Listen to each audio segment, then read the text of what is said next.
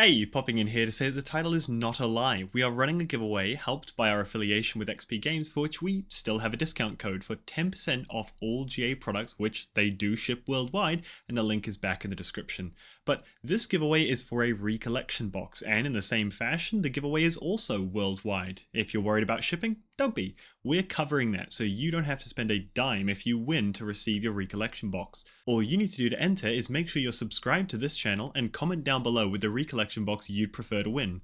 In 2 weeks, we'll randomly pull a winner and announce it in our next podcast, along with how to claim the prize, so keep your eyes out for that. He fucking strokes a Polaroid of you on his desk. He's like, I can remember you. I wasn't even born then. I love Skeleton Goon Army, man.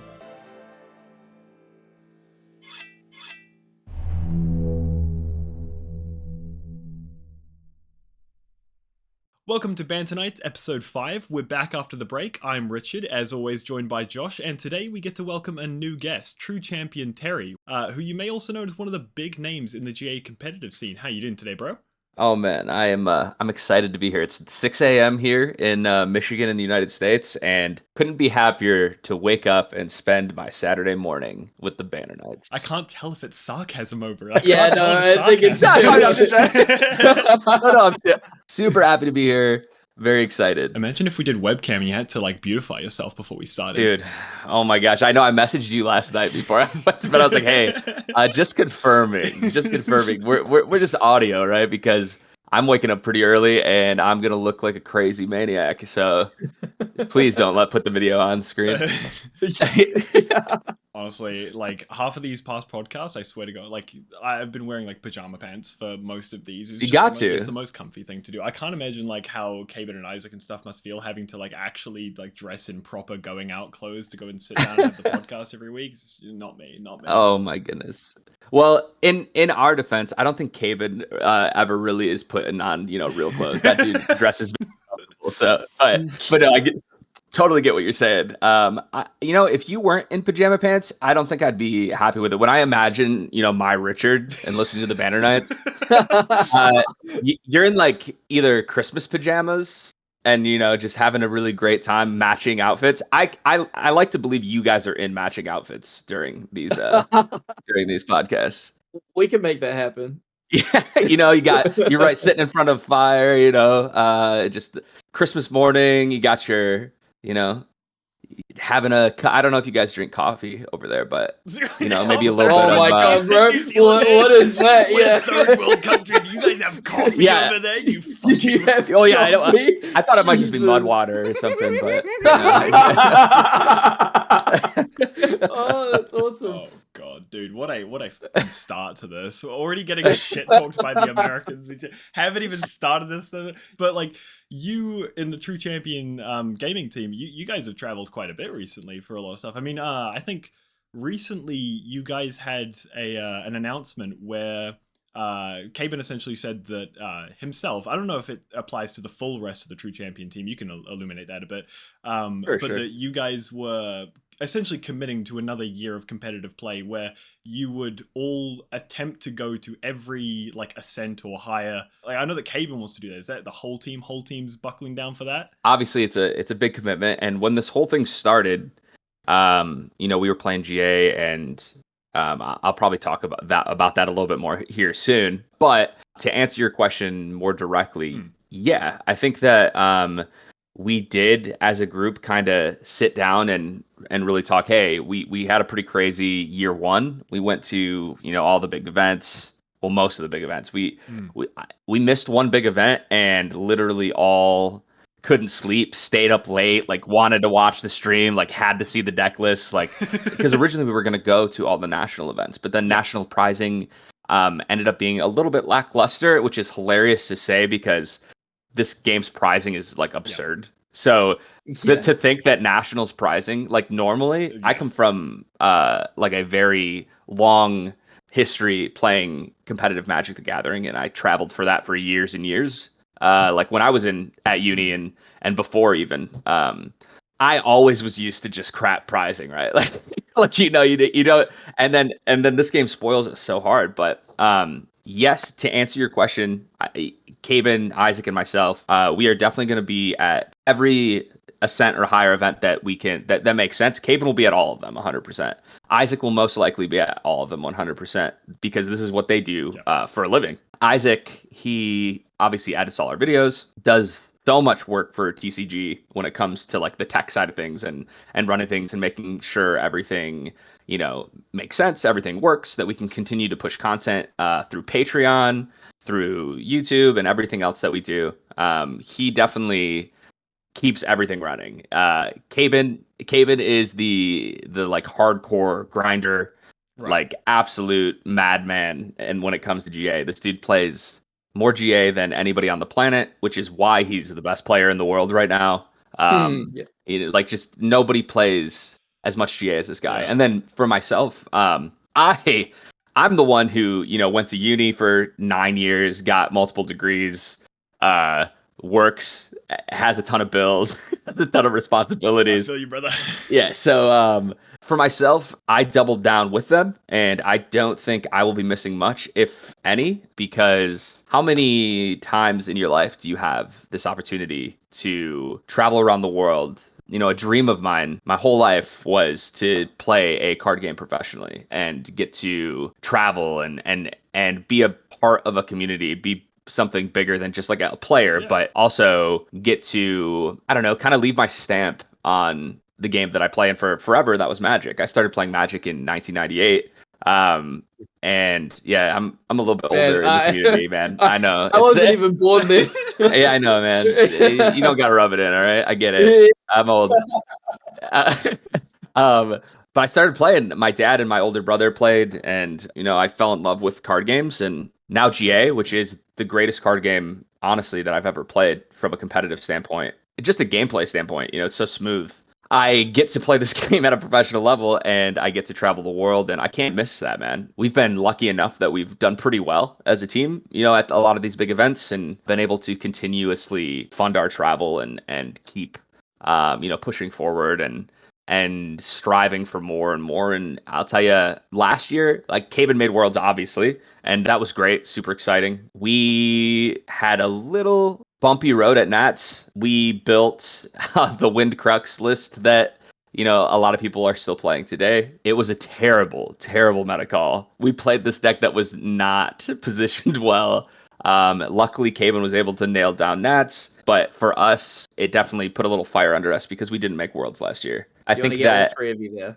I mean, that'd be the dream, right? And at least 2, but man, that was our goal last year, you know, hey, but then when we were only going to 1 Nats, we had 1 shot, and Isaac just missed at the end of day 1. Isaac and I had the same record, and I bubbled out of day 2.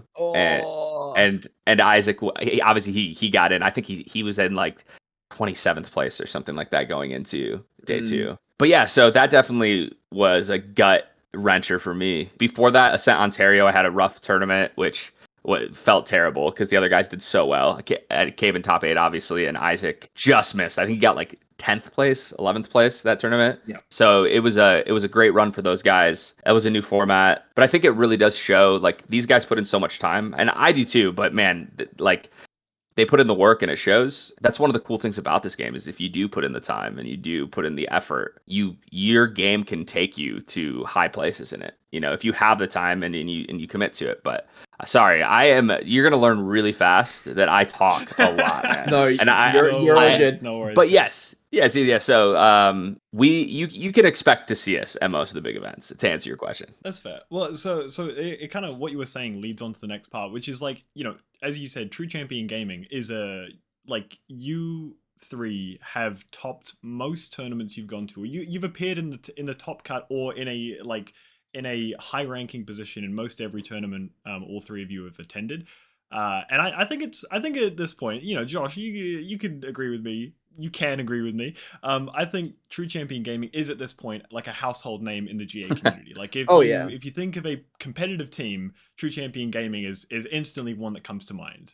So like for you, Terry, what is it like being part of, you know, one of the most famous teams in GA? Sure. Well, thank you, by the way. That's great to hear. You know, obviously we've put a lot of time and effort into the game and trying to grow the game, and so to, you know, always hear things like that kind of blows my mind. It's a little unreal that all of that hard work really has paid off, and around the world, people know who we are. It's crazy. It's kind of unreal. But for me, I personally love it. Like, I love being a part of the community, being able to kind of step into, any Discord channel, any, group, and be able to kind of start a conversation or be able to talk to anybody and it not really be awkward. It kind of just opens the door because people know kind of who I am, I guess, which is it's kind of wild, but it's really nice. And for me, I'm a super social guy. I love meeting everybody, hanging out at these events, talking, having a good time. Obviously, I'm a serious player, but like Caben and Isaac tend to come off at big events a little intense because they're very, very focused. Yep, I noticed that in Auckland. Yeah. And it's not, dude. They're two of the nicest dudes you'll ever meet. Yeah, it's just when it comes to tournament day, specifically Caben. Caben's a different animal, man. When you and a lot of people know this and they've seen it. I mean, he's topped every major event that he has been in the last year. So the dude puts a lot of time and effort, and this is his, like I said, this is his gig, man. So he expects greatness out of himself, and he puts in the time and effort, which we all do. And so when we don't do well, this is another side of it, right? Like being a big name, being these players that have, a lot of tops, being there, you have that drive to stay there, but also kind of this expectation from the community to, like, when we show up, and this is a perfect example when we were in Ontario. So funny story, and I hope that the player that I played in round 1 listens to your guys' podcast, because I took to Ontario Fire Merlin, which that was the event I played after Auckland, right? It was the next big event. Yeah. And in Auckland, I played Fire Merlin and was able to top there. I played so much Merlin through FTC. Honestly, I was so confident in that deck and my ability to play on it. I didn't get to test for the new format much at all for ALC. I was super busy that time of year with work. I'm a regional sales rep for a giant fire safety distribution company. So I travel a lot for work, and I was a super busy time. I didn't get to practice nearly as much as the guys and where I wanted to be. And so I was just like, you know what? It's fine. I'll just play Fire Merlin. And, hopefully my mindset going into that event was way, I guess, for lack of better words, like cocky almost. Like, it's not like I thought I was better than people, but I was like, hey, I've been able to top both major events that have happened. I'm very confident in my Merlin ability. Hopefully, I'm just going to go there and be able to skill diff people, for lack of better words. I mean, that sounds terrible, but that was kind of my mindset. And yeah, and so I went there and I sit down for round 1 and there's a repair. So, we get up, we go to our next table, and I sit down and I'm playing Fire Merlin, and my round 1 player was playing Wind Merlin, which, if anybody knows TCG, knows that we're like big Wind Merlin and wind players in general, but like Wind Merlin is like a deck that's very close to our hearts. But he was playing anti-Fire Merlin, Wind Merlin.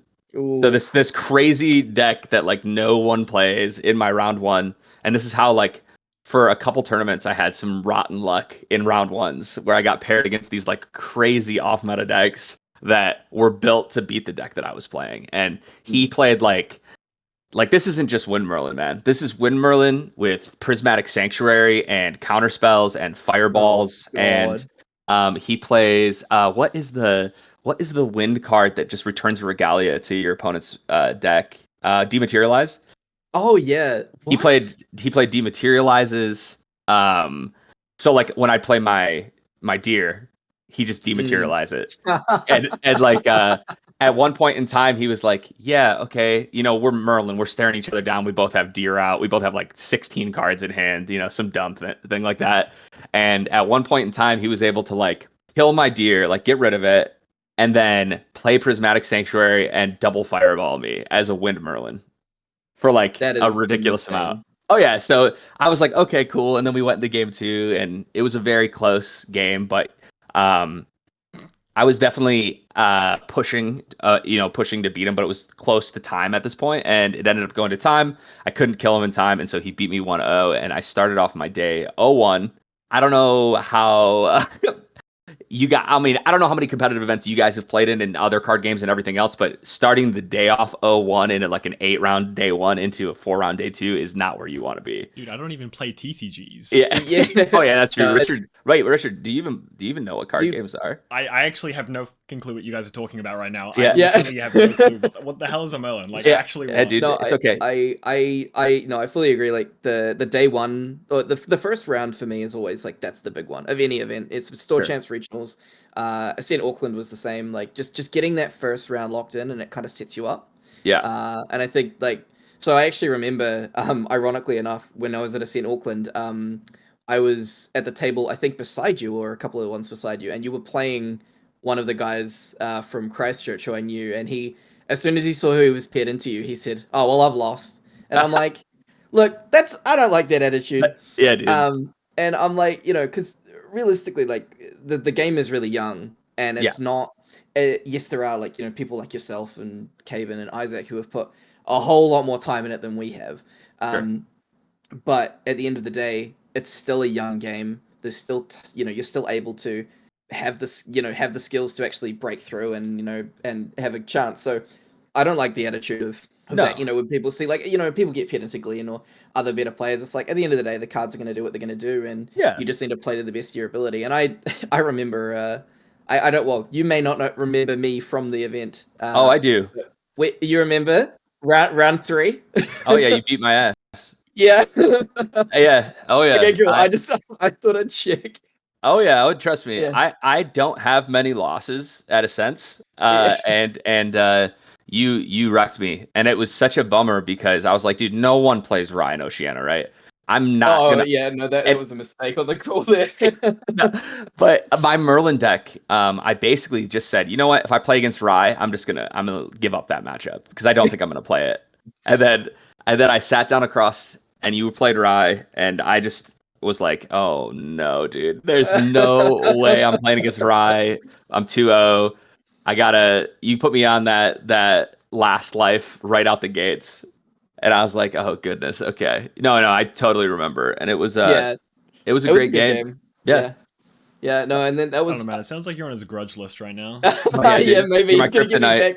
He's gonna get me back in a St. Oceania. He fucking strokes a Polaroid of you on his desk. He's like, I fucking remember. Yeah, dude. Yeah, you can't see it, but behind my dude, I have a picture of you just right here. It's my motivation to keep. It just says on site. It's all right. Caven got me back because I played you and won, and then I played Gazimus and won, and then I played into Caven and all. That was a humbling experience. Like, that's a much harder matchup for you. Yeah, he's a really that's the thing is I know that all of you are really nice guys. I remember talking to you at the event. But yeah, playing into Caven, man, that is an experience itself in one of those big events. He's got an aura for sure. And when you play against Caven, obviously I play against Caven a lot, right? I'm like, we play so much. So for me, it's not the same, but I totally understand it. Like if there was one person that I didn't want to run into at a major event, it'd be Caven for sure. He's just a different beast. Like I said, he plays this game more than anybody. He understands this game better than like 99% of the players out there. And it shows. And kind of going back to your guys' question about just the vibes, of it. It is crazy, like, because like you said, you knew somebody that sat across from me in round 2 that just out the gates was like, well, I guess I lost this one. And that's a very real thing. Like my first round, I sat across from another member who's like part of our community. I'm pretty sure he's on our Patreon and everything. And he sat down. He's like, I can't believe I got paired into you round 1, man. It sucks to start the tournament off with a loss. And I'm like, yo, like that's not. Yeah, give it your best. I had an opponent at a regionals in like one of the last rounds. I was undefeated, and he was like, he got paired up into me. I want to say, I can't even remember. It might have been Toronto regionals. Anyway, he sat down across from me, and he was like, are you kidding me? Like, he's like, I'm doing well at this tournament, and I have to sit across from like a TCG player right now. Like, I think it was like basically the match for him that decided if he topped or not. And we played round one, and he went all in on a play, and I was able to counter exactly what he was trying to do, and really kind of blew him out in that sense, and won that game. And then he just said, "Hey, I think I'm just going to concede." He like had so much anxiety over that game and like playing against me, and I hated that. I was like, "Yeah, if you need to take a few minutes, like stand up, relax, go for a walk. We can get an extension. Like, no stress at all. Like, take a deep breath." And he was like, "No, I really appreciate it, but I haven't eaten. I didn't sleep well last night. I think I'm just gonna scoop it up to you and go grab some food and call it a day." I said, it is what it is. I obviously, like, winning like that's not how I want to win. I want to sit down for my opponent, have a great match, have a good experience. And that's one of the things that like this game has that like no other game has, is the community is so great that almost all of my games, even the ones that I lose, like obviously they hurt, but I still have like a great experience. I have a great Yeah. time, and that's like super unique to Grand Archive, I think. But it's Bad. crazy, man. It always felt bad playing modern in MTG, and Sure. then just having those burnout games where it's like, I'm playing Tron, and then they're Oh, you playing would play Burn. It's Tron. like, That makes so much well, sense. oh really? Yeah, dude, you play Rye, you play Yeah, Tron. You're just one yeah, of those guys, dude. the greedy big numbers. That's what I Yeah, like. yeah. If he played Legacy, for a fact he'd be on like Storm decks. Oh, dude, just Oh some yeah, I'd 100% be playing Storm. just degen. Yeah, degen is heck. Yeah. No, I think it's a good thing to bring up, because it's interesting to talk to someone who has played a lot of Magic, because that's how I got into TCGs. Sure. I didn't really play competitively. I did like one or two tournaments for Modern over the years, but nothing major. And I think it's a completely different scene for that, right? Because I mean, I'm 23, so I started playing Magic when I was 13. Took a few breaks here and there, but I really started Sure. playing when I was maybe 18. 18 through to about 20, I was playing Magic quite a lot, and then I mean the company changed, and that's a whole other kettle of fish. But I think the community there is so different, and it's so diverse. There's so many Sure. different people as well, which means that you never know what you're going to get. But I feel like with GA, everyone is just so approachable. Oh You yeah. think about like yourself as a content creator, and even locally, there's been a couple of people who have noticed us, in the local scene. We've had few new people start here in Christchurch, and they recognized me as one of the Banner Knights members, and I thought that was really cool because they come up to me and they ask questions, and it's all just everyone's like really It's wild, approachable. right? It's a wild. Yeah, It's wild. yeah. No, but I think it's like really good. But I don't know. How do you feel about moving from competitive Magic to competitive GA? So I took a long break. It's funny because I had no intention of playing competitive cards, honestly, again, in my adult life. When I was in uni, I traveled a lot. I played a lot of Magic. One of my good friends and testing partners won the Magic Pro Tour Rookie of the Year in 2014, 2013. Oh wow. Yeah, Ray Perez, really solid player. Maybe one day I'll get him to play GA, but Yeah. but I tend to, I guess, put myself around players of that caliber when I can, right? Because if you play against people that are better than you, you get better, right? So, Yeah. Absolutely. but all that being said, is I kind of took a break when I got done with uni and started, working a real job and everything else, and I got really burnt out at Magic. I remember for a long time. I played a couple last since then, but when I took my big break, I remember going to a Magic event and being in a situation where I sat across from a player who barely understood the game and just ended up like high rolling the crap out of me. And I think I was like super like mana screwed, which, oh my gosh, dude, not having to deal with playing lands in your deck is Oh unbelievable. my god. Yeah, That's probably my biggest draw to the game, to be honest, sure. is the fact that no longer are the times of getting mana screwed or mana flooded, Yeah. and just I mean, there's obviously times you can still brick, being a Oh right yeah. player. There's been times I've had, It's a 7 card or game. 8 arcane. It happens, right? Yeah. It's the way, but there's way less bricks in this Yeah. No, game, way this more game outs. is crazy skill based. Like Yeah. honestly, And like I think probably for me, the one thing I always noticed is I find whenever somebody wins, I mean, obviously you can have blowout games where people just wipe the floor with you or whatever, but there are definitely so many games where I notice that people will say afterwards, "Oh man, next turn I had you." So it's like, Yeah. it's always like one turn off. Like it's never games where you're a few turns behind, unless there's a massive blowout or the deck doesn't go away. On an average, I would say most people are usually like next turn they will kill you if when you Oh, win. totally. Yeah, no, Yeah. this game is very close. It's crazy how balanced and how well made this game is. Like the devs absolutely killed it. But yeah, this game in comparison to Magic, so coming from a Magic background and those competitive scenes and feeling the heartbreak, the mana screw, like all the issues there are with competitive Magic, the community, like everything. This game fixed all of that. And so Yeah. coming from that game, like a very like a stack based, very intricate, interactive game like Magic, it was a pretty smooth transition to this game. And so I noticed I the don't, same. I don't know if you guys know, but TCG started as a One Piece team. So Cabin and Isaac, I met them just a couple years ago. I was new to this area. I didn't know anybody, and I love anime, dude, and I'm a big One Piece fan. And Yeah.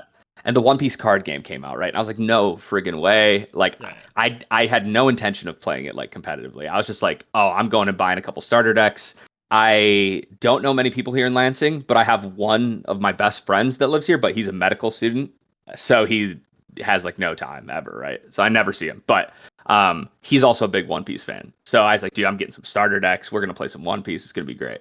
Um, got it, started playing it, kind of fell in love with the gameplay from a casual standpoint, and I was like, oh, I wonder if there's any shops around where I live now, and there was that did a One Piece local, and I was like, I wonder if there's a Facebook group, and I searched it, and there was, and I met some of the guys. I hadn't met Caben or any of them yet.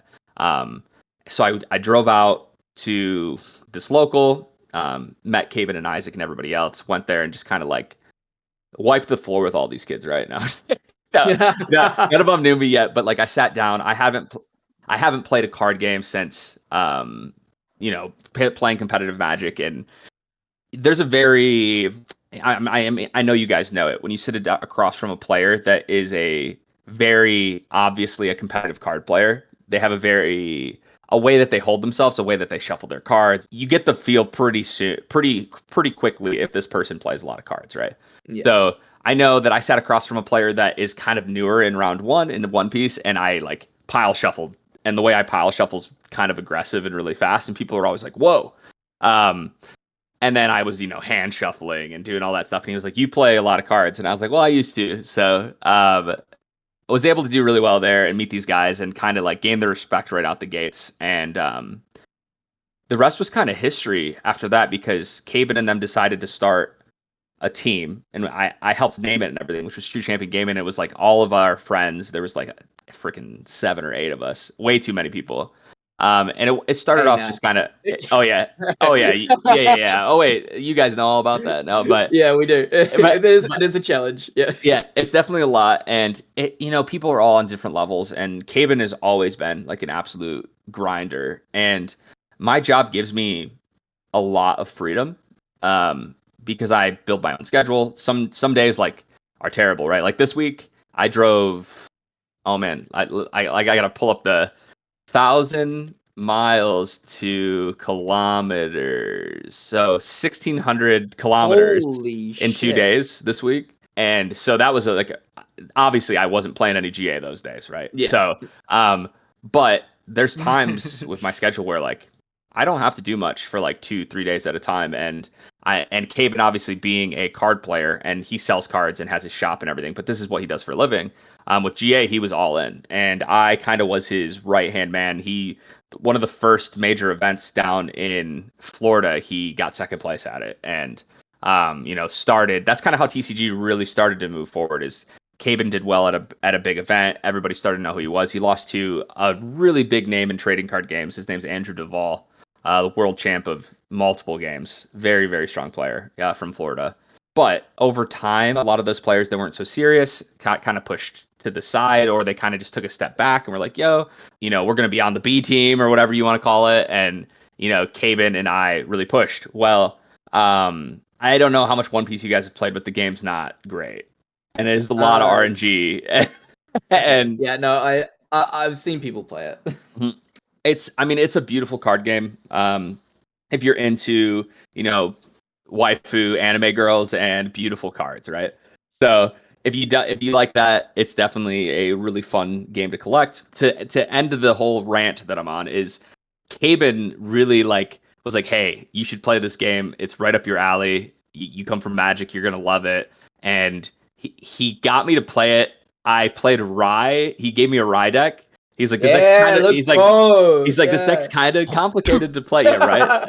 He's like, it does a lot of stuff, and he told me like how it worked. I was like, okay, so it's like kind of got Storm vibes from Magic. It's fine. And I played it, and he was playing Fire Lorraine at the time, and he like Rending Flames me for like 20 something damage, like just to rub it in my face that he killed me, and I spell shield it. Oh and, yeah. And from that moment, dude, I was hooked. Like spell shield for like 21 or something like that, and insane. Yeah, it was an amazing time. And then I was like, man, I got to make some time for this. I got to play this game more. Fell in love with it, and the rest is history, man. Like I said, best game. It fixed all the issues I had with Magic and competitive Magic, and just took it to another level. And it being a smaller game, like out the gates, like not a ton of like super competitive players out the gates. So always like getting into a new game, already being like a competitive player that is got a little more experience with tournaments and like playing in major events, definitely put us like a leg forward out the gates. Now there's so many good players. Like you go to any event, and like the guy who just won Ascent Taipei, where we were at, MHL, I want to say. On the super cool, Gun Lorraine. You know what? Wait. Sidetrack for a second. Yeah, no, I love sidetracks. The first video that we ever did was a how to use your guns. And at the very end, we have Lorraine come on and literally say the first rule of gun safety is to have fun. We predicted this. You know what? Okay, Josh. There we go. It was you guys. That's fair. MHL probably went back and watched your video and then was like, wait a second. And then was like, it worked. Like he's like a really good Flesh and Blood player. Like I want to say like a lot of these players that are like absolute powerhouses in other games. Pro-An, for instance, that dude is an absolute animal from Singapore. Incredible player, really cool guy, and just a grinder. I know he was a big Dragon Ball Z player. He's like, done really, really well. And we're starting to get this big influx of like incredible competitive players. Yeah, and that's one thing I've definitely noticed is that most of the people who play really competitively, like for example, a good example from New Zealand is Uyong. So Uyong I know. He plays as Universe's MHA, My Hero Academia. Yep. So Beast mode. Kid's really good. Yeah, he's really, really good. And I mean, like, so for me, right, I'm coming from, I mean, I played Magic. I didn't really play competitively. So like you were saying about like the big events and stuff, like that's new to me. Ascent Auckland was my first like big, that was a 2-day event. And like that's, and that environment is new to a lot of us. Thanks for kicking my ass there, by the way. Yeah. Continue. Oh, you're welcome. I'm gonna keep bringing that up now. I'm gonna see you in Ascent Oceania, and we're gonna run it back. Yeah, no, let's do it. Let's run it back. No, I think it's really good because it means, I think, because GA has been so open about letting, and the devs have been awesome about making it accessible for people to go to these events. Like with Magic, I had like bugger all money, so I couldn't really travel much. But New Zealand and Australia kind of get shafted for those sort of big events. Oh yeah. Like we like New Zealand particularly, like there's not like anything really that happens. You have to pay a lot of money to travel, and I think being in the States, you're kind of blessed in that sense. Where you get a lot of events, and it's pretty local. But for us, the fact that they've already done an Ascent in New Zealand, there's been the Nationals, which has been really close to us. And the world champs from New Zealand. Yeah, exactly. Right. So, I mean, the fact, like, we have I think it kind of exposed New Zealanders. We have a really, really good, competitive and dedicated group of players. Yeah. And I think, Glenn and Marnie and Wilson all going there and showing up, all three of the Kiwis in day 2 was just awesome. And I think that shows, we do, like, they're not the only good players in New Zealand. There are a lot of good Kiwis that play. Oh, yeah. Yeah, and I think there are a lot of them that do play other games, but ones especially like Glenn, he played Legends of Runeterra, he said, but this has been his first paper TCG, and he's done awesome. Oh, So I mean, totally.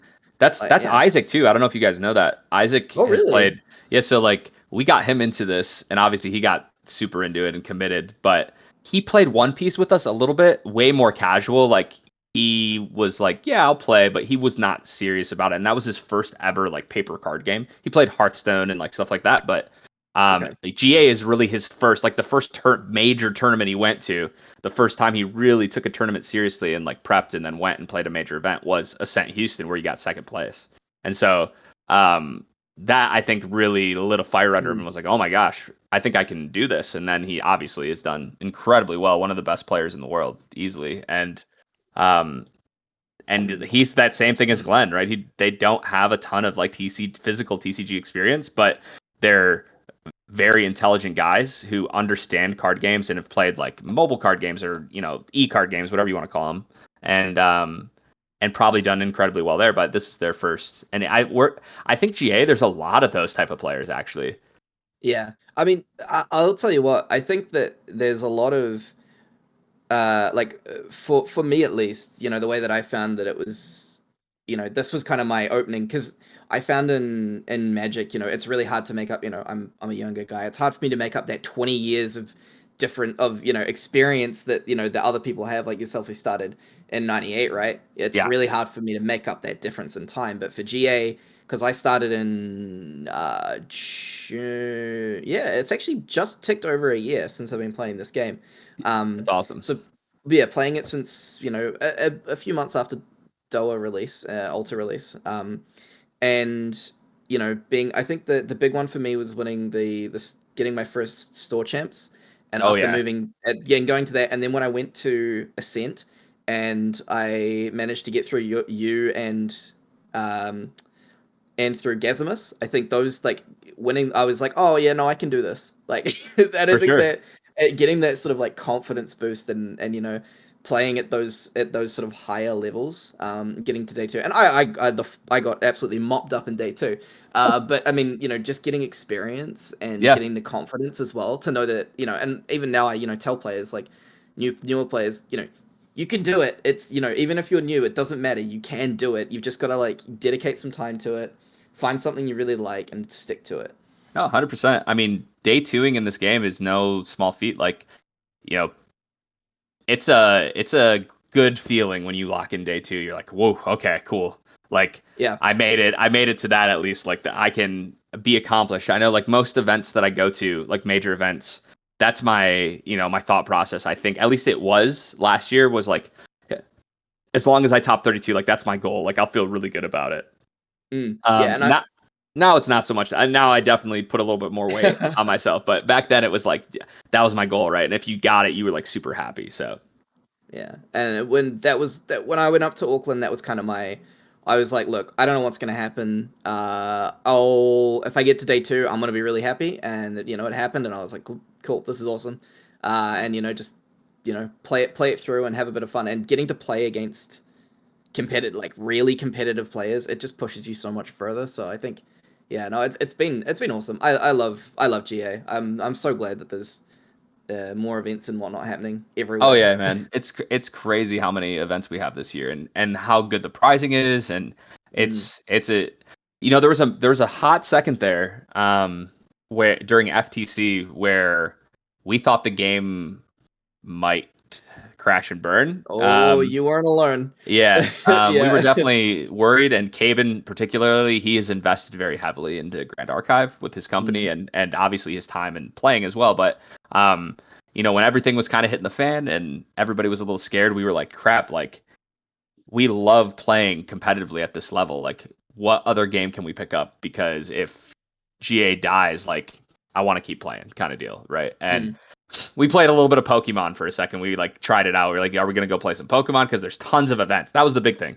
Like playing a game that has a ton of events with prizing that we could like make happen. Yeah. But luckily, GA bounced back.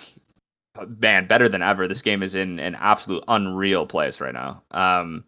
This game is just booming, booming, booming. Mm.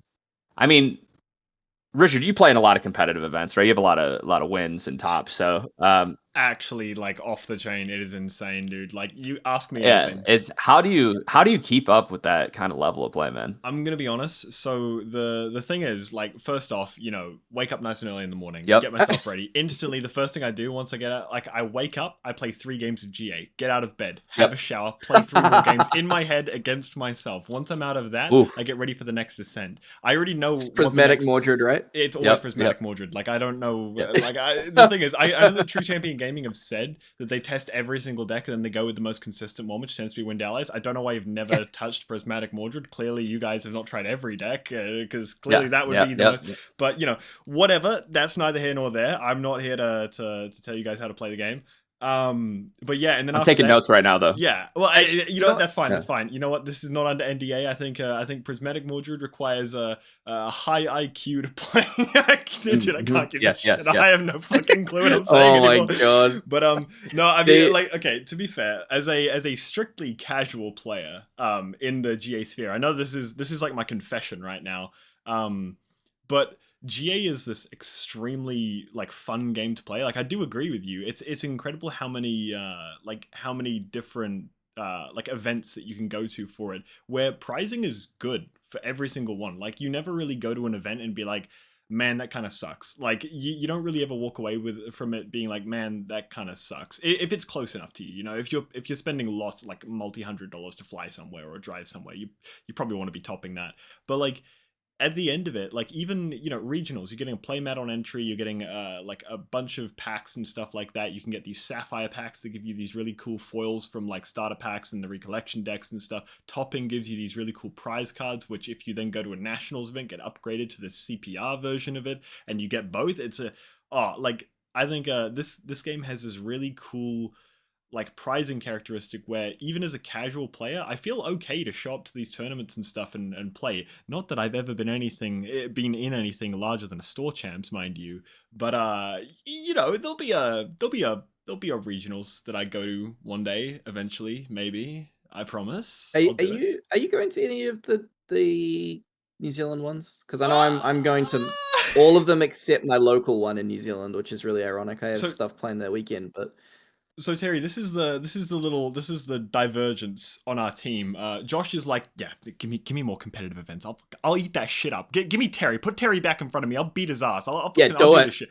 And then run it back. And then there's me on the other side, like, oh, I would just really like to get the pretty play mat. I think that would be cool. I might buy it in post though. Like, I really, I'm just so fucking like comparatively. I'm like, can I play a cool deck with a cool looking card? Like, I'm gonna be honest. Every single deck I've played to date has been based on the art of a card. I've picked a deck purely based on a card and been like, yeah, that looks cool. I don't even know what its effect is, but it's cool. I played Mordred. Mordred was the first champion I ever played. I've been very vocal about that up until December of last year, because I started playing in like, I think early July. So like almost 6 months of playing the game, and it was just Mordred. I did not swap off Mordred. Wow. I think we played one sealed event. Yeah, I can attest to this. It's all we had at local. Jeez. We played one sealed event where I didn't pull a Mordred from the sealed packs, and I was extremely sad about that. So I played Sylvie, but that was the only time I've ever not played Mordred. Wow. And then December, yeah, and then January came around, and the new set got released. Now I was super excited about Sonoris as well, because it was just everything I wanted as well. I got a big blown up picture of Tony 2B on my wall. It's just a gym motivation pick at this point now. Oh yeah. Same. But I played a lot of Tony as well. And the thing is, I played Tony, and then I saw that he had a card called Neos Elemental. I'm like, that looks so fucking cool. Look at that goddamn, oh my god, that thing's so cool. And I wanted to play it, and I instantly bought my playset of it, and I tried building a deck. And again, this is the thing, Terry, because like you're an expert level, you're a professional gamer here. I'm casual, so I don't know shit about deck building. I was asking Chess Club recently about building decks, and they're like, yeah, you need more neutrals. I'm like, what the fuck is a neutral? You're making up words. Like, what is this? And like, I built a shit tier Neos Elemental deck, but then I started asking the community, and they're like, no, it's just not that great of a card, and also it's like a win harder card. I'm like, oh, but it is I want cool. to build this deck. So I was sad. Yeah. It is cool. It is extremely cool. But then the thing is, so the other thing that happened in December, besides me finally putting the Mordred deck down for a second, was I was looking for other decks to build. So my final iteration of Mordred was a Prismatic Sanctuary Mordred. I've been playing that since FTC came out, essentially. It was very, very fun. I really wanted to play Fantasy Allies. And I saw the slimes, and I saw we had a red slime, a green slime, and a blue slime. So I was like, I'm going to build Prismatic Slimes. I'm pretty comfortable playing Prismatic Sanctuary decks. So I'll do like Sylvie or Alan, and I'll play Prismatic Slimes. Heck so yeah. I built that deck back in December. And then I like the thing is, we got the Recollection deck spoiled for us, the Sylvie slime tribal, and I even got hit up by like the devs being like, this is what you wanted, Yeah, right? I'm like, yeah, this is exactly what I wanted. Like, this is everything. They stole your idea, bro. Dude, I want royalties. No, We but foresight this game, we foresighted Glenn going into Caven, You did. Yeah, that was hilarious. yeah, that's all. That's the only thing we foresighted. That's all we got. Hey, no. Hey, we everyone who has been on this podcast so far has done well.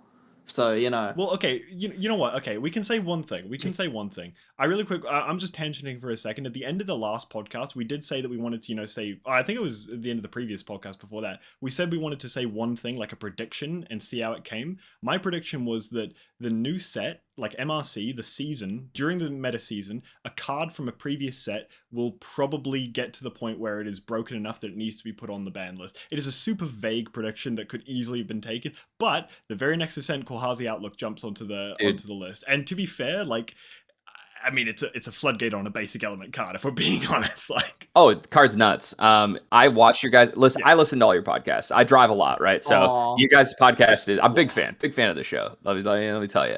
I talk about your guys. I actually tell people here in Michigan, like locals, to go listen to your guys' podcast. So that's old. Yeah, I really like it. You guys have a way different vibe. I love the vibe that you guys have here. Like the riff fun. We like to call it. Yes, I love it.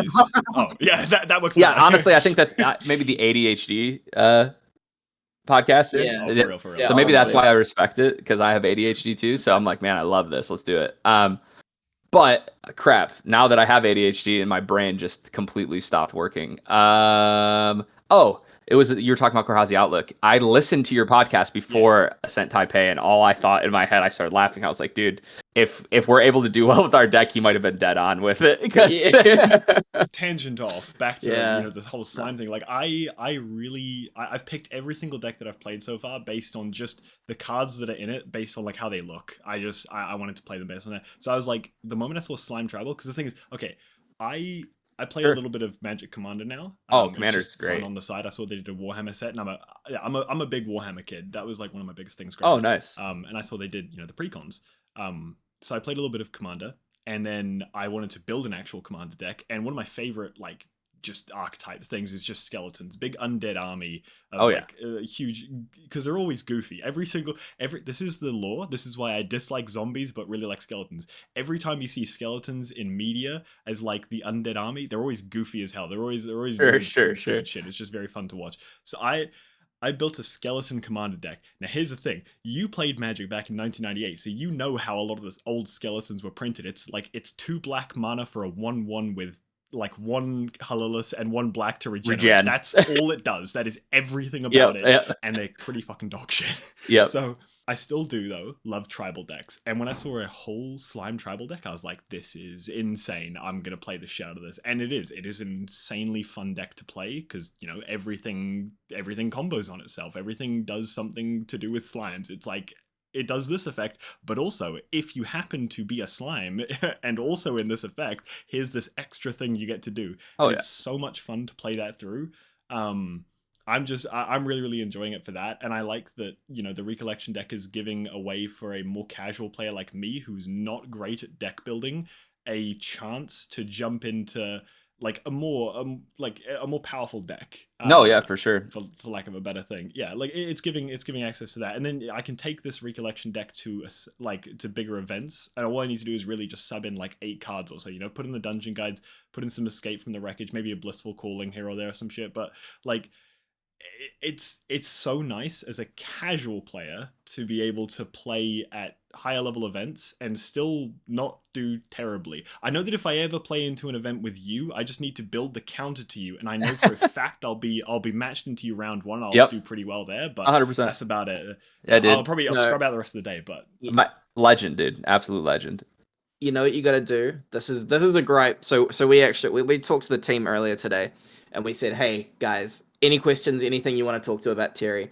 And this is actually a gripe that we had since last year after you guys, uh, did really well at Houston, winning that, and all three of you getting on top. Why did you have to bring the plague of allies to the game? Because I tell you what, like, so right around that time when you guys did all that, that's when we had a whole bunch of new people starting, and unfortunately, allies was a really easy build Oh yeah. for people to pick up and for people to learn, and so that kind of become the standard, and it's still kind of the standard now. We have new people that show up at locals, and it's like, who's got a wind allies deck they can use for the day? Oh yeah. And oh man, that deck is a scourge and an Uh, absolute bane on my existence. But we want to know why. Why did you bring it to? Why did you bring it? sure. And So ruin that local communities everywhere. Oh, dude, we get this a lot, and I know because you get like little Timmy that comes for the first time to play GA, and you give him Wind Allies, and then he wins the locals with it, and you're like, Yeah. no. So Wind Allies, we've played Wind Allies since print and play, dude. Like we out the gates, we're like really drawn to like the DOA, but like Gildas and Ace and Protector and Squirrel specifically. Those are our cards. Like holy crap, for so long, like put it in every deck. I love that guy. Oh, dude, Sam is so good. But all that being said is, I know we've been heard, like people have heard us say this before, but it really is just the truth. Like that deck particularly, when we took it to Houston, I can't tell you, like Caben was like on the ledge, dude. Like we had to talk him off the ledge multiple times because I don't know if you go back, if you can put yourself in the mindset of like early FTC DOA and then go look at our deck list without knowing what happened at Houston and being like, what the heck is this deck, dude? Like Yup. the cards we were playing, like people were like, what is that card? I can't tell you how many people I played against, and I played against an absolute gauntlet of beast players at Houston, and all of these like top level players that still didn't even know what some of my cards did because honestly, like who the heck would play at the time like Rallied Advance or Yeah, even a tube with the wins, like yeah. you didn't see it, like it was No, you saw like there was a Wind Allies list that we played in DOA, and like Caben did really well at some regionals with it, and I won a store champs and a couple other things because the game was still small, and it was still a Wind Allies, but it was more like Protect the Gildas, like reclaims and like more mid rangey, and then we were like, well, what if you took out the mid range aspect completely and just swarm the board full out because everybody's playing Merlin now. And before you like Wind Allies had a much harder time because everybody was on Lorraine, right? It was on Onsol, Fire Lorraine. And so you knew, okay, with Onsol, Fire Lorraine, it was basically like this triangle. Like if you're gonna play against a bunch of Fire or Wind Onsol players, like you were gonna have a hard time with allies. But if you were gonna play against a bunch of Rise, because those were like the only two decks at the time, right? It was like yeah. it was Rye or it was Onsol. And you're like, okay, we're gonna roll Rye. Like that's the kind of like our mindset. Yeah, And so because it does roll right. Yeah. yeah, it has a lot harder time now.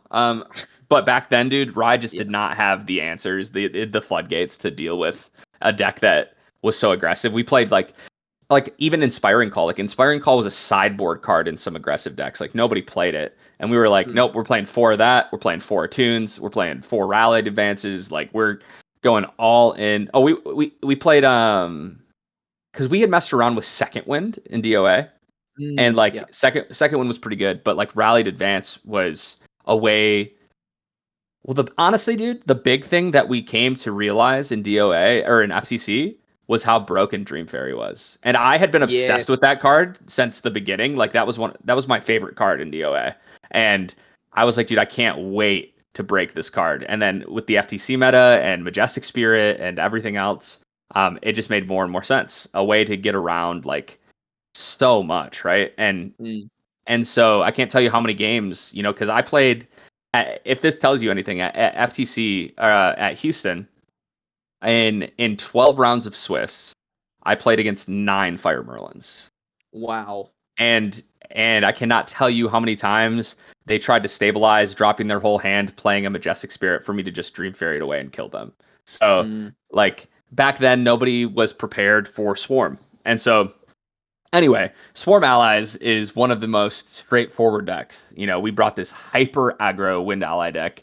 But to kind of bring the tangent to a point was in testing, because we do play, man. Like, I cannot tell you how many decks we play and we test and we see if we can like figure something out, because we are always trying to push the meta. We are always trying to find decks that make their place that people aren't used to playing against, and kind of gives us a little bit of an edge, because specifically in day one of an event where it's not an open deck list, playing a different deck that people aren't used to, I think gives you a huge advantage, just because they're not sure what they have to play around and everything else, right? So, but in all of our testing all the time, because we definitely get put into that little bit of a soapbox of like, yo, TCG, they're just a bunch of ally players. Like, that's all they play is allies, which is funny because I topped an Ascent with Merlin, but people forget about that though, because everybody else, we were on, No, it's allies. It's allies. It's allies, dude. It's just yeah. well, we did Wind Allies, and like I know that's the scourge, dude. Everybody's like, dude, why did you guys create this deck? Like,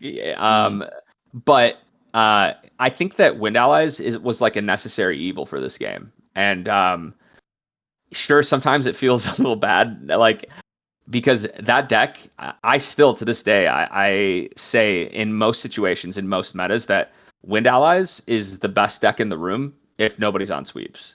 Like, if nobody's on sweeps, it's the best deck in the room, and it will win that event. It's that strong because it's that consistent, and that's the whole idea. Thing. Yeah. Yeah, and I think that's what I try. So I went to when I went to OC Nats, I went with Erupting. I kind of struggled personally in Alchemical to find something that I like really vibed with, because I feel like Rye was just in an awkward spot at the start of the season. Near the end, when people started to play Merlins again, it was, but a lot of people were playing these, other allies, like, your water allies and whatnot, the many different variants of it. And I just found that Rye was having a pretty tough time with that. So I was playing Erupting. It was a bit more aggressive, but it's super high rolly. And I think that playing that into it was, it's one of those decks, it's a hit or miss thing. And I missed for sure. But no, with the allies, I mean, I'm not I need to spend more time playing allies, because like you said, like, it's just so consistent. Having something that is gonna do well over the course of an event, especially those big events, is super important. No, for sure. And I think that's part of kind of onto my next question, which I think you're kind of answering already, is how do you guys approach your deck building process? So you've got a small team of 3. Do you have like, Caven and Isaac are playing a game and you're observing and taking notes and thinking, what if we did this here? What if we changed this card? Like, what's the process? No, 100%. So when it comes to deck building, we definitely have, none of us would go, like, I don't think that we are like the best deck builders by any means or anything like that. I think that if we were to put like a label on us, I guess, like, I would probably be the main deck builder. And then Aben is definitely the grinder. He's the one who gets the information. Like, he'll play the deck on Yeti. He'll play 100 games on webcam. Like, he will play 1,000,000 games with me and Isaac whenever he can, and like get the reps in on a deck and realize, okay, like, we need more of this card, or this card's useless, or anything like that. And then Isaac is so outside the box. He's the prismatic Mordred player in our group. Like, he's like Swarm Lorraine is 100% thank you to Isaac. Like, Isaac had one of his first decks he built when he was getting into this game in DOA was a version of Swarm Lorraine that just got ran over because everybody was on Fire Lorraine. Like, we actually did a full circle and came back to deck. We were looking at deck lists we had created, like, on Sylvie version 1, like, way back in the day, and Isaac literally built the Swarm Lorraine list we took to FTC almost exactly when he first started playing this game. And obviously into a on-Sol Lorraine meta, like that deck is absolute ass. Like Swarm Lorraine is just unplayable in an on-Sol Lorraine meta. And we really risked it and said, I don't think anybody's going to be on Lorraine. I think everyone's going to be playing Merlin. And I think this deck just rolls Merlin because they're getting rid of their sweeps. And they're saying, okay, we'll play Majestic Spirit and just stabilize. And that just won't work against Swarm Lorraine. So so we kind of, when we're building a deck, obviously the main thing that we are looking for and the main thing that, I'm focused on is going to be consistency. And because we travel, because we spend so much money to travel, when we go to a major event, like we expect that we're going to put in the time and we are putting the pressure on ourselves to do well because we spent all that money to go there. A lot of times we're bringing our wives, so like we're buying multiple tickets and we're like, hey, like we have to do well in order to continue traveling and in order to continue playing this game competitively. And so with that in mind, we try to find decks that will be the most consistent, specifically in a day one where everything is a question mark and you can play against, prismatic wind Merlin that fireballs you and stuff like that. And it's crazy what you can potentially see and get high rolled by or whatever. So playing a very, very consistent deck is just, I think, like bar none, the most important thing you can do at a major event. And a lot of times, even if we think that another deck is better positioned as a whole, like but it has like maybe more high roll potential or more brick potential, or like a Rye, for instance. Like for you, like in ALC meta, right? Like you said, you didn't play a lot of Rye, you were playing Erupting and things like that. We were on Rye from like week 1 or 2. The deck that Caven took to Worlds was one of our main choices for Worlds from almost the start of ALC. Oh wow. We knew how strong it was. It was actually Gloamspire, the deck that Sean brought. We were insane. We were on Gloamspire Rye and played it like behind the scenes for a very long time in ALC. We knew how strong it was. We knew how good Rye was, and it didn't feel as high rolly. It felt very consistent, and it felt just like the way that it played. And obviously there were some other top level players that were also coming to the realization that Rye was very, very good in ALC. And it's crazy how little results it had because honestly, other than Luxemsander, I think it was the best deck in the format. And for ALC, and nobody played it. We tried to keep it secret because we knew how good it was. And so we were like, we almost took it to Nats. And then we built Windcrux, and we were like, honestly, we thought that Nats here in the United States was going to be very allies based, like very water allies, very heavy. And unfortunately, for us and our paths that we took, we wanted to dodge Fire Dianas and Fire Merlins and, as little Luxem as possible. But, that's basically all we played against when we were there. So it is what it is. But to answer your question, yeah, I think like figuring out, obviously, a competitive meta, taking in all the information we can from past events, regionally is a big thing. Like we do a lot of research getting ready for an event depending on where it is in the world. Like for instance, we were just at Taipei, and so like we expected to see a ton of fire, a ton of Merlin, very little water. And with all that in mind, we kind of, we brought Wintrust into the forefront, but we would have played that, I think, into any meta for that because we feel very strongly about that deck and how strong it is and how consistent it is. But we definitely prepped knowing, okay, cool. So this part of the world plays XYZ, right? We know they're a heavy Merlin.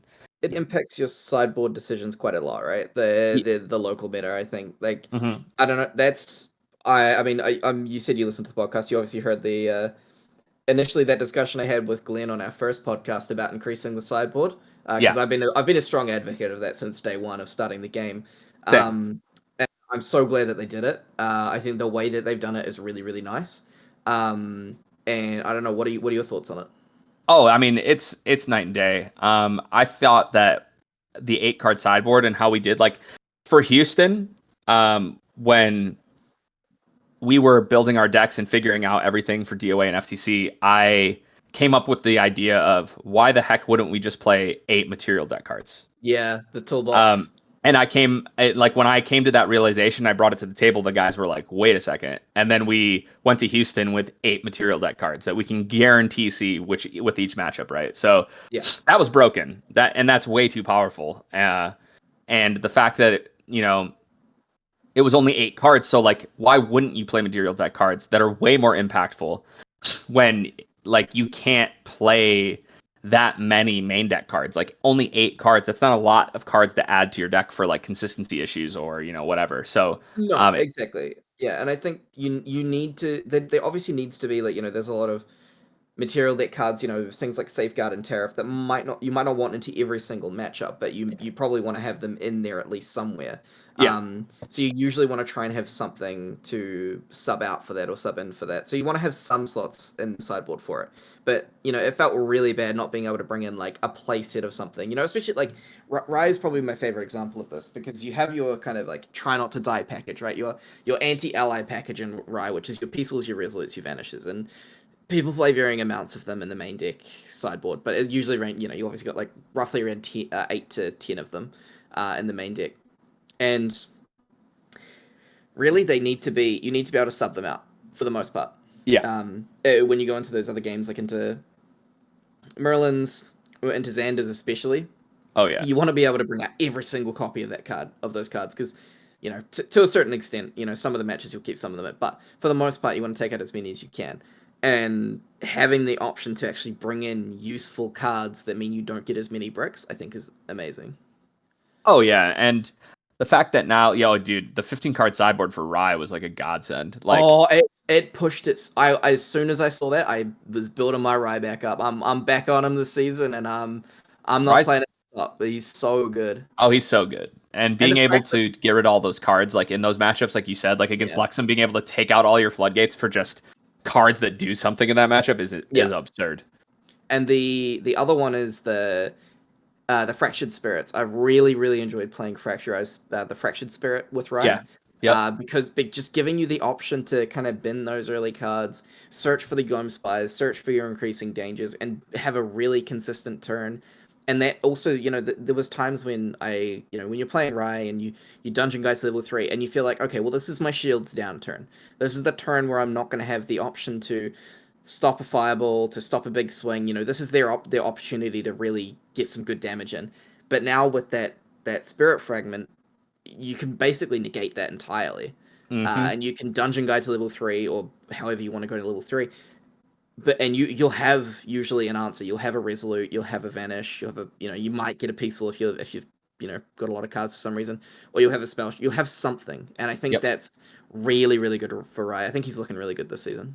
Yeah. No, he's in a good spot. I played against Rye in Taipei. I played against um 2 of them during Swiss. I was able to 2-0 them in Swiss, and then in top 8, I played against the Rye player, super Mm, solid player.